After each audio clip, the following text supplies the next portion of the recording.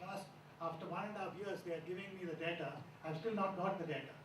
I don't want to name the company, but this company has been accused of fraud in the civil supplies contract. They have not given the database for ration cards after receiving 55 crores as per the CAG audit. Now, this company is one of the enrolling agencies of UIDA. So I asked the UIDA, what is the due diligence you have done? There's no reply. They have dilly-dallied for 1.5 years, and this company is also, the managing director of that company was a partner in the trust of the chairperson of UIDA. He has sold away the company now to somebody else. There have been FIRs filed for fraud, and there's no investigation going on. Enrolling agencies have committed fraud. A tea estate is one of the enrolling agencies. Now, how can a tea estate be competent to gather biometric data? People think, and what happens is, unfortunately, you think you're giving data to a government. My Baap Sarkar, so government is safe, like giving the key of your home to the police station.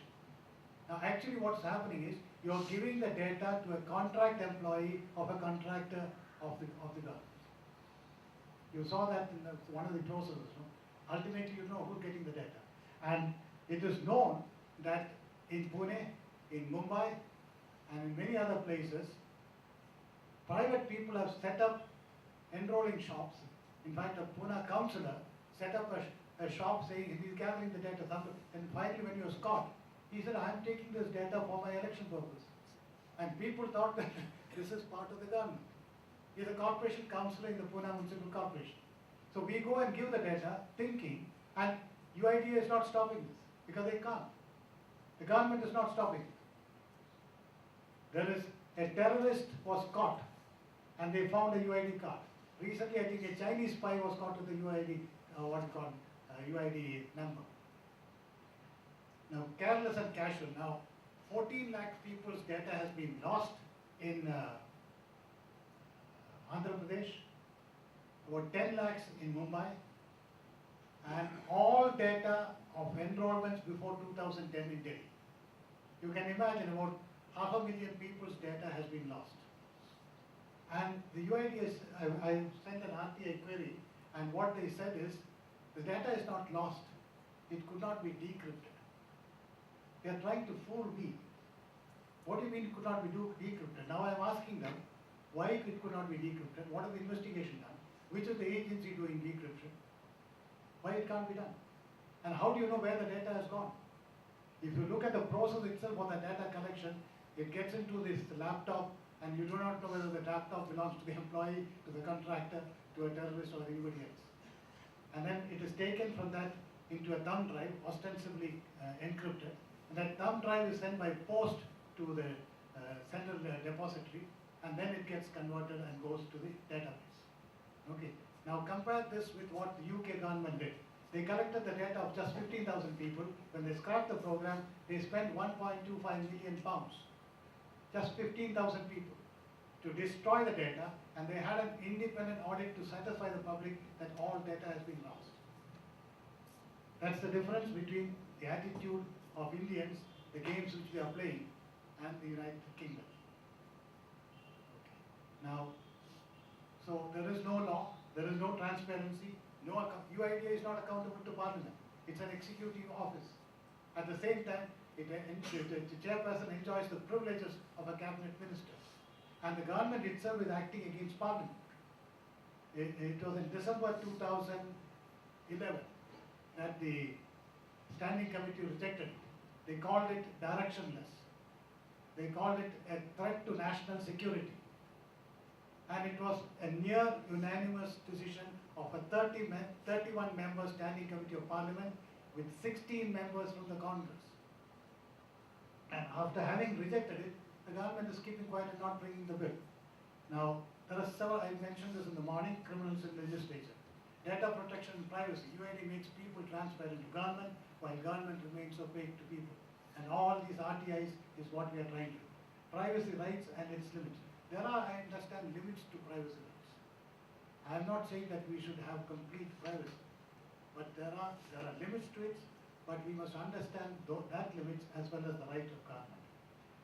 The next thing is, do we protect, I mentioned this in the morning also during my keynote address, we need to protect vulnerable people. People who go and give data without knowing where they're giving it, merely because some news agency or newspaper or somebody or neighbor say, "Arey Baba, go get your data." Like giving it to the municipal corporation councillor or to some other agency. There are fraud agencies, one in Bangalore, one in Hubli Dharwad or something. No, one of the, not Tumkur, no, somewhere else.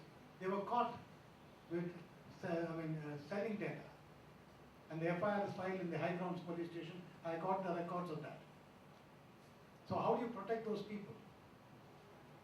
Now, database, computer systems always fail. This is not my words. This is the words of Professor Ian Angel in an article he wrote on Times Online, I think on 8th March 2007 or 8. And national database will do big time. It will fail. Computer systems are like life forms. They entropy, they degrade over time, they pick up errors and build error upon error. Now, the counter argument for this will be, oh, that happens to a bank database. True. It will happen to a bank database will also crash. There is a difference between crashing people's biometric and personal data and your bank account crashing. That can be revived. The bank can pay back money. You can do something, you can recover a lot of that data.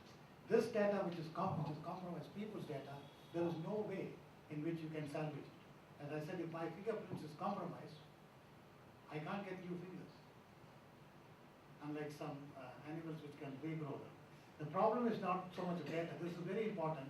Not so much ID in the database, but the database itself. It's very important. You are not what you are. And there's no law to protect or no remedy for this. You are not you in flesh and blood, but you are what the database says you are. When the database degrades and you are something else, somebody else is putting an entry there. Now, Professor Angel, in Barclays Bank, he had an account. Once he went to do some transaction, the bank manager says, "This is not your account, sir." Then whose account is it? "Oh, it's the account of a 14-year-old girl." He said, "No, but I'm a professor in the London School of Economics." The bank manager said, "Yes, the 14-year-old girl is the professor in the London School of Economics." And he had to move heaven and earth before he could get that corrected. Imagine that happening in India. And I'll tell you here, the police commissioner was told about this. In JP Nagar, a jeweler was arrested for, I hope I'll type it for 2 more minutes. A jeweler was arrested for receiving stolen jewelry and taken to the JP Nagar police station. They were trying to extract money from him. And he was not budging. And then there was bargaining going on. And the, writer in the police station, the guy who records the thing, that fellow told him, "If you don't give this thing, I'll take your fingerprints and put you into the criminals register." Then the police commissioner was asked, why is this happening? He said, "No, the jewel thief himself said that he has given the money," the jewel said. But then the reporter asked the commissioner, "How do you believe the thief?" Can you believe it? The commissioner says, "Thieves do not tell lies." The statement, like the police commissioner has said, that thieves do not tell lies. The writer says, "I'll take your fingerprints and put you into the criminal." So, you are what the database says you are. You are no longer yourself. You can't identify yourself. You can't identify yourself. You have no control over your identity. You are what the database says, and you have to go and query that. Now, this is the ultimate data theft. When the government is, since you can't identify yourself, the database has to be queried, and only the database can identify it. It is not under your control. That's what my monograph says. But in the power of some faceless administrator of the database, which is supposed to authenticate you. Why does UIDN government want to force this trick on us? And listen to what John Lennon says. Our society is run by insane people for insane objectives. I think we are being run by maniacs. And Professor Angel says, it's more likely ministers have been dazzled by the myth of perfectibility of computers. Not only ministers, but most techies are mesmerized. An example of which we should follow. This is what the UK Home Secretary said when they scrapped the ID Card Act. The ID cards represent the worst of government. It is intrusive bullying and assault on personal liberties. We propose to do government business as servants of the people, not their masters. Very, very pregnant and significant statement. Why do they say this ID card is intrusive bullying? It is intrusive bullying. Think about this sentence and these words. Now what should we do to protect data? No law will work. We should scrap the UID project and destroy all data. What's missing? What's missing is honesty and sincerity of purpose. Thank you. Somsekhar BK. Mr. Somsekhar is the founder managing trustee of Grahak Shakti, a non-profit, non-political voluntary consumer organization. He's been a corporate executive with 29 years experience, including 16 years with Tata's. Until recently, he was the president of a media entertainment company, and I invite him to share his views on this subject. I've been in the audience for 2 days, and well, I thank our friend, National Law School, or should I say my fellow student from the school to which I belong, for giving me this opportunity to be here. Matthew, I think, made you all tense. Colonel Matthew is capable of doing that. So therefore, I'm going to take you into the thing, because I am a media entertainment thing. Last job that I had is a CEO of a media entertainment company. So therefore, I take that theme now on by taking my presentation into 3 parts.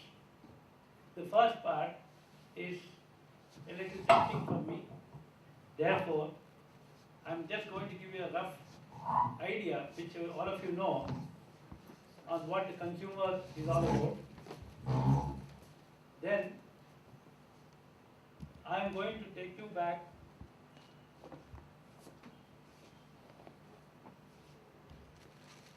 Then the next portion is the consumer organizations that have a thing. What are we facing as a dilemma? And as usual, as I told you, the entertainment part is in the end, the climax part of it. I want you to watch the climax to know what exactly is the theme that I will cover now. Please be patient. The best idea of a consumer is given by Gandhiji. Ultimately, we are any business, we are the purpose of it. They are not doing us a favor. Why I am saying this is, all the things that are running through your data collection, your data security, your data privacy, all this rests on one piece, which is business, merchandise, and commercial. Including what Matthew said, I don't want to go into that arena now. But if you refer what truly in Delhi, Nielsen 360, it is called.